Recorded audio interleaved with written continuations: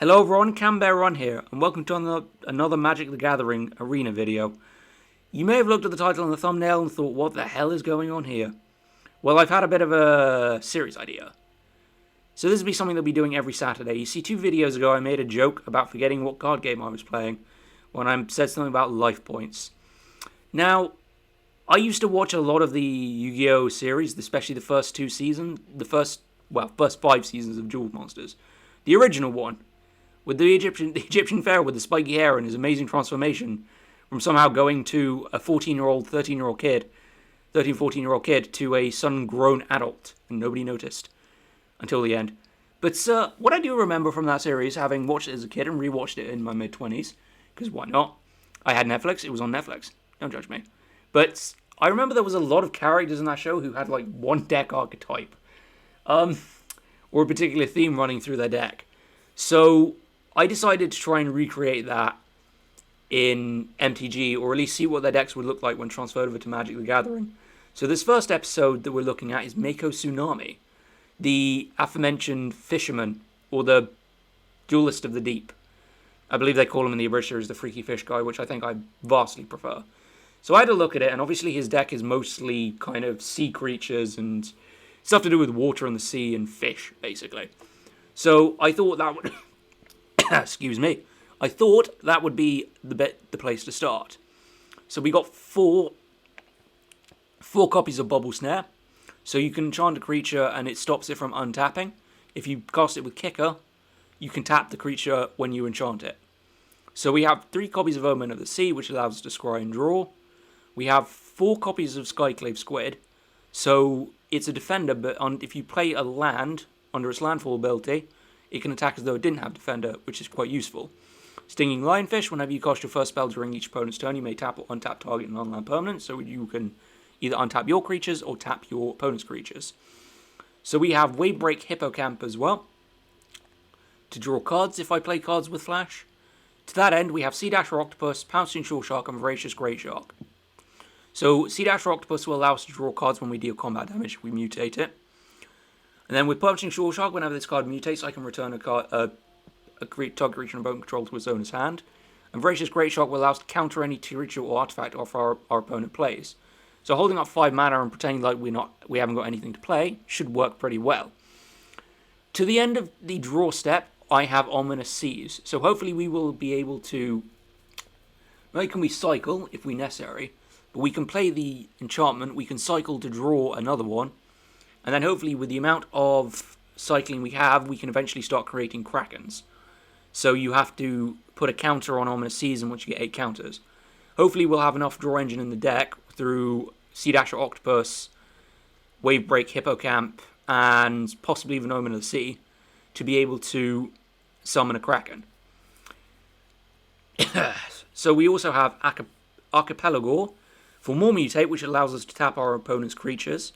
And we have Nidir Kraken, which will allow us to generate blockers and boost the power of Nidir Kraken himself. And to finish it all off, I only have a 1-off because I only have 1 copy. I do not have the wildcards to create more.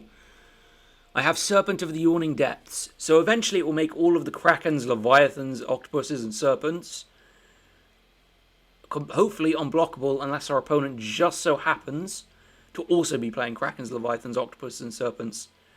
But I'm going to say this without any kind of foreshadowing. What are the chances of that? Touch wood. Of course, the only things that won't be able to be blocked are the sharks and the great sharks. But hopefully if we mutate the shark, we can mutate the Archipelago on top of that, and then that won't be a problem. So, obviously the point of the deck is that we can tap our opponent's creatures, and we can draw into creating endless Krakens with Ominous Seas, and then hopefully we can make them all unblockable with Serpent of the Yawning Depths. And hopefully do the King of the Sea or the Freaky Fish guy proud. I'm going to do all these in play. I'm not sure how these decks will stand up in ranked. So this will be a series that will be running every Saturday. Episode will be Mako Tsunami, and then episode 2 will be a different character, and then so forth and so forth. Hopefully you will find this rather entertaining and interesting, not sad and cringy. But I will leave that up until the watcher's judgment. So we're going to get straight on into the games, and we're going to see how we do. Okay, so first we can drop a Skyclave Squid into a Nidir Kraken, so we should be right.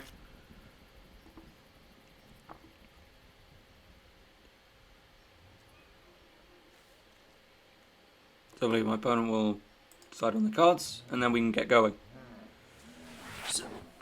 So Skyclave Squid first, Nadir Kraken second, and maybe trying to wave break Hippo Camp. Possibly even second Skyclave Squid, and hopefully draw land to be able to tackle both of them. Otherwise, we can just use the Nadir Kraken.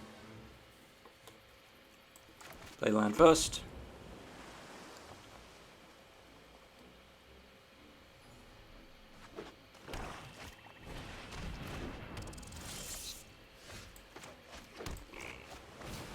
I don't mind making a block with the Skyclave Squid on that thing, if I have to.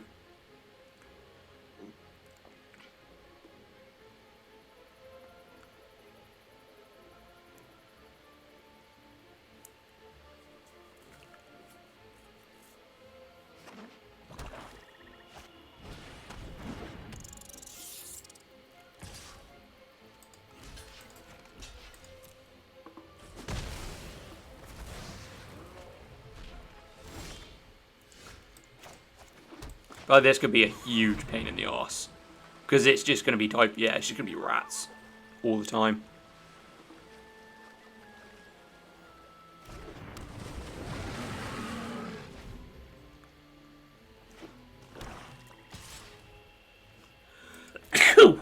Bless me. A bit chilly here today. So, you have to excuse me if I have the sneezes. I've got the heating on. Yep, and immediately Murderous Rider. Yeah, it's going to be one of those decks where they just remove everything you try and play because why the fuck not? I play the Wavebreak Hippocamp, try and flash in C-Octopus or something. This is going to be fucking irritating.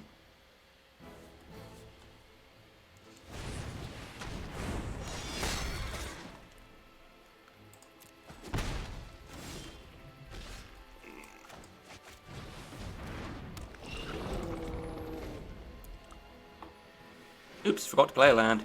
Oh dear.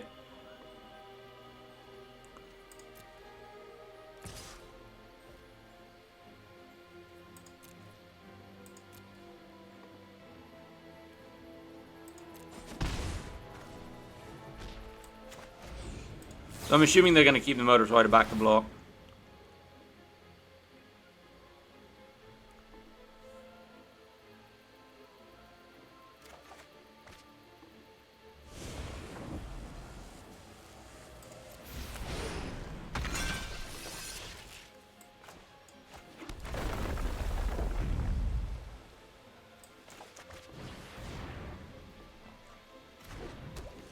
Play a Stinging Lionfish. Throw this at him. See what happens. He's going to take the damage there.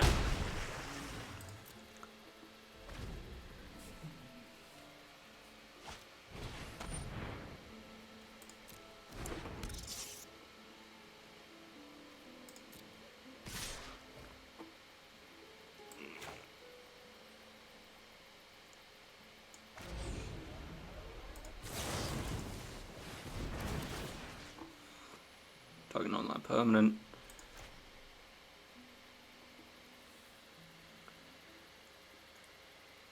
Should have maybe tapped the squid there, but I'm going to take the opportunity to just get everything of his tapped.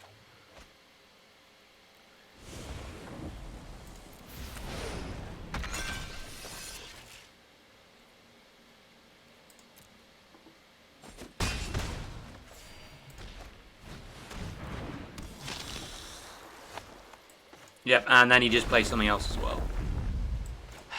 Brilliant. Really need a bubble snare, but I can live with getting a Nadir Kraken off the top.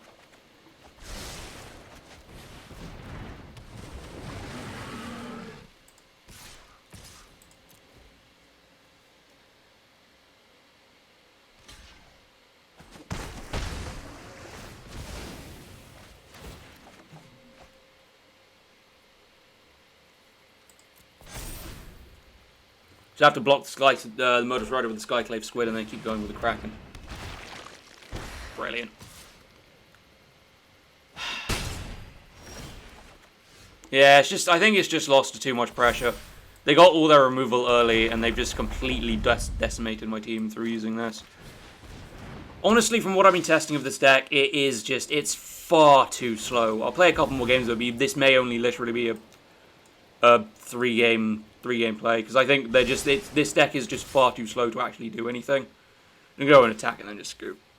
Yeah, because you've got two creatures with Death Touch, Grey Merchant, which is stronger, and you can just take out my team. So, sod it. I can't do anything against this. Yeah, I'll play maybe 1 or 2 more games, but from what I've tested, this deck is basically not very good. It's far too slow. Basically, if it goes second, it loses. And it just has no pressure whatsoever.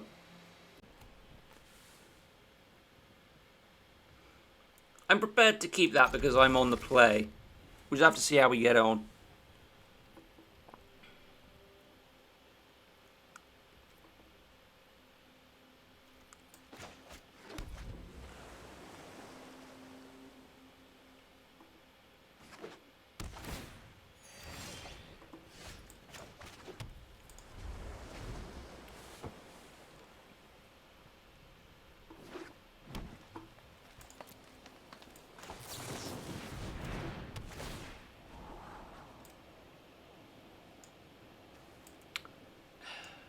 There we go.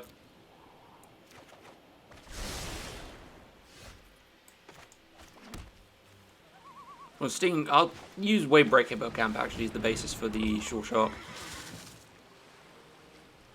See, this is the problem, it's just you're just going to see the Wavebreak Hippocamp instantly removed. The removal is so heavy now. Unless they don't have anything. We'll have to see what they play. Yeah, just instantly removed. No effort.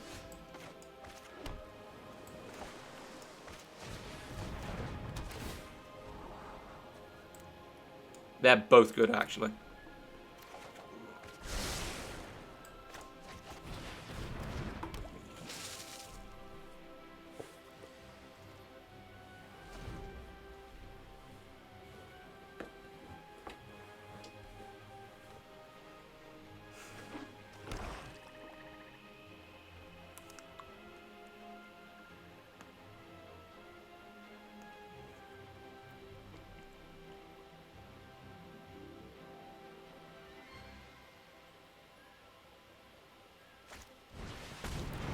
Is Lanoir Visionary, okay.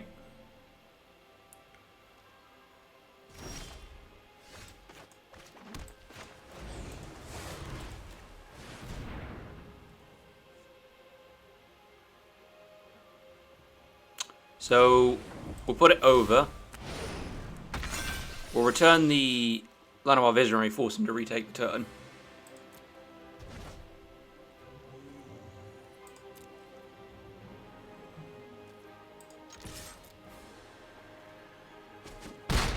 Put the hit in there.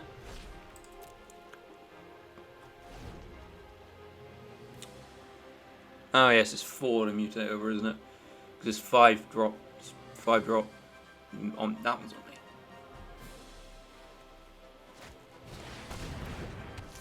Let's reach. Okay.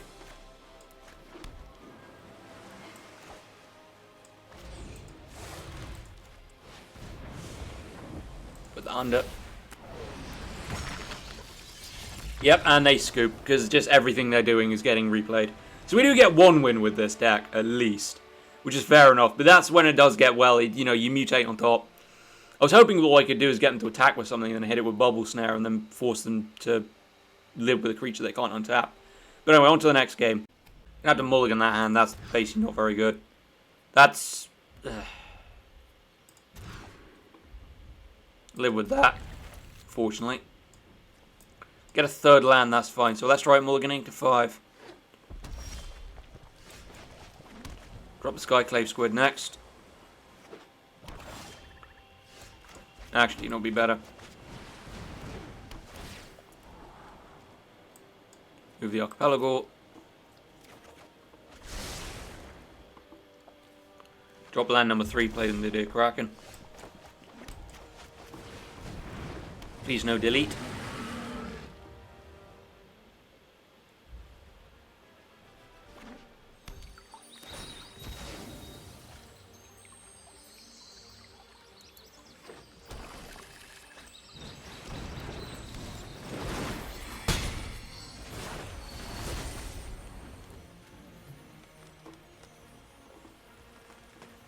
So he's only going to discard the card then, which makes sense.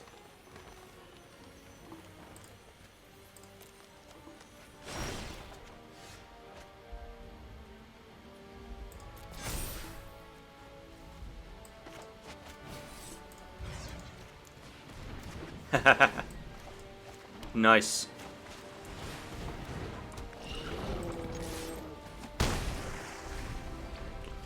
It's one dead rankle that you cannot use.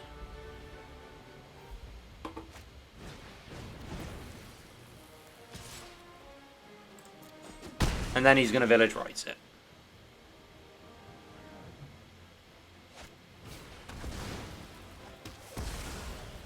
Wow.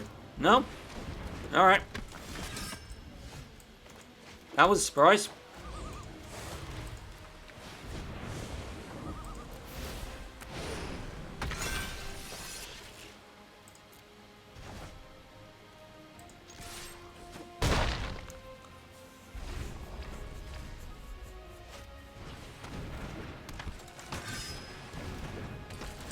Double Stormfist Crusader.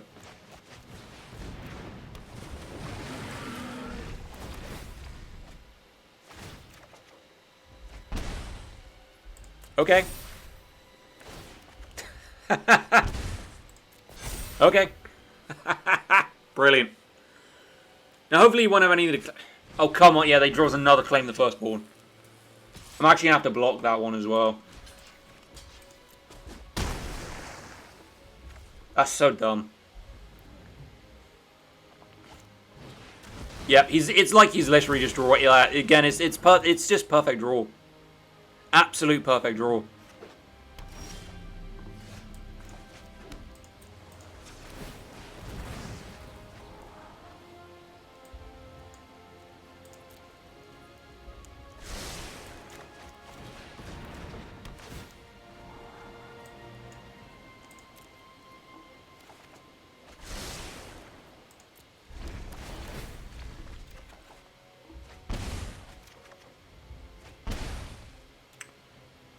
Those Stormfist Crusaders are going to kill him before I...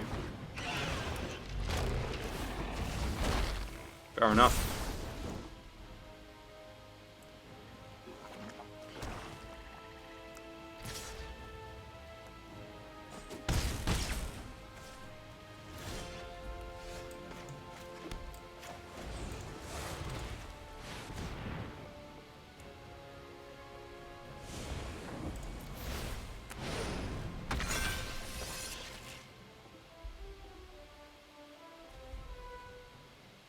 Oh, that's perfect.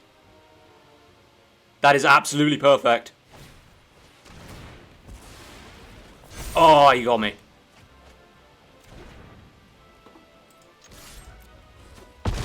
Oh, that was so close. But again, this is what I mean. He drew exactly the card that he needed. Off the top. Oh, but he can't hurt me now. Oh. Well now. And I've got more Mutate in hand. You need to find a way to untap that. So it drops the Kobold. Okay. Oh, come on. That's so lame, dude. He basically just using the ability to just draw cards and just get exactly what he needs. I was so close. So close to that. That's really actually frustrating. So we go first. We're playing Ominous Sea, Skyclave Squid and all that. And that should be fine. So I want to get Ominous Seas out on the field first and then wait break Hippocamp probably.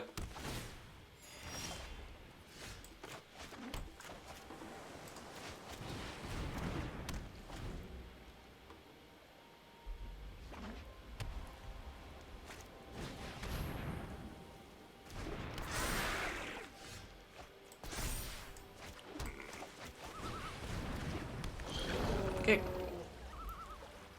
So I don't mind taking the trade there.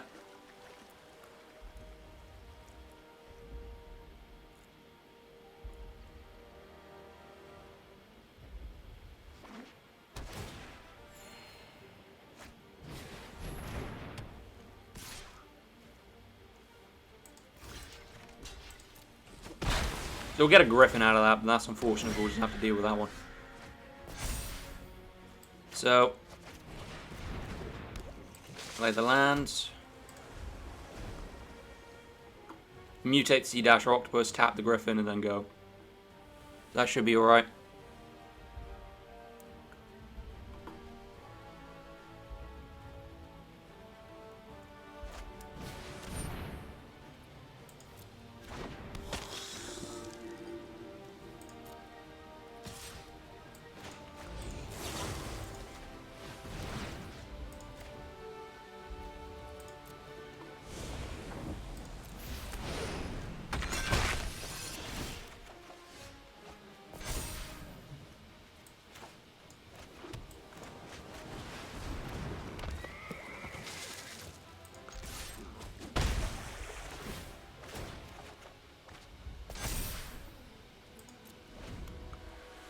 So I'll just pass turn next turn after the attacks, and yeah. I just counter whatever they play next with Voracious Great Shot.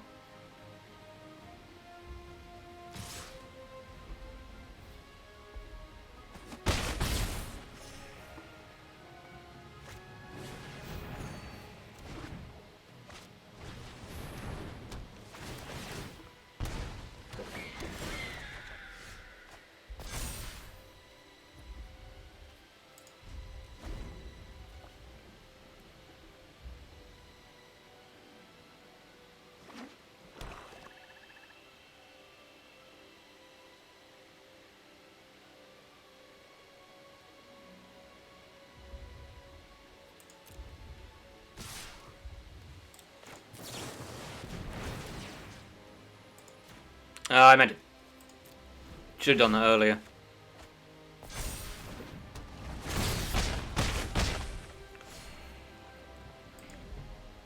There's no way he's got another Revitalize.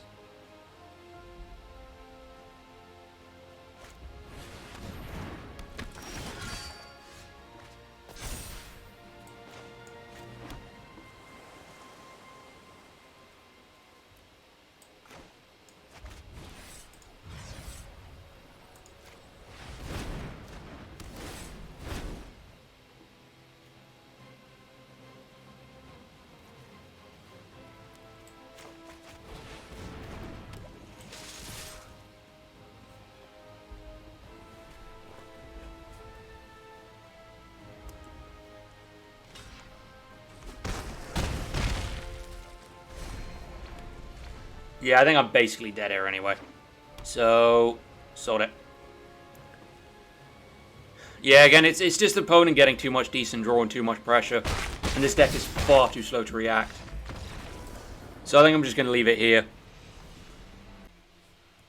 I think on reflection, so to be honest, this deck isn't very good. Bar some really lucky opponent draws aside, I think this deck is far too slow to really get anything going. It has no 1-drops on the board, and if it goes on draw, it's automatically lost if your opponent get any early plays out. So the only real good strategy it has is regarding the mutate. Everything else is just far too slow. A lot of it requires you to automatically have flash cards in hand. Early Sea Dasher and Wavebreak Hippocamp is basically necessary for card draw. It doesn't really do a lot of the things that Mono Blue is supposed to do well. It's not particularly great. The best strategy I could come up with was basically utilizing the mutate cards. So yeah, I wouldn't really recommend this deck. I'd give it a 2 out of 10. So, sorry Mako. You failed the first test. This will be a weekly series. It'll be every Saturday. So next week will be another character. Hopefully that character will do a lot better. I've actually got a couple of high hopes for it because it's an archetype which is already quite good in MTG. But it'll be in the historic format. So if you've enjoyed the video, feel free to leave a like. If you want to see more, you can always subscribe. And tell me which characters you'd actually like to see represented. I'm sure there'll be people watching this who are fans of the Yu-Gi-Oh series. And hopefully remember as many obscure characters as I do. And would love to see them represented in this series. And at some point, just to throw it out there, yes, I will get to Kaiba and there will be a dragon-themed deck. But that's quite a while away. I'm probably going to do that for a final episode of this series. So, anyway, thank you for watching. Cambear out.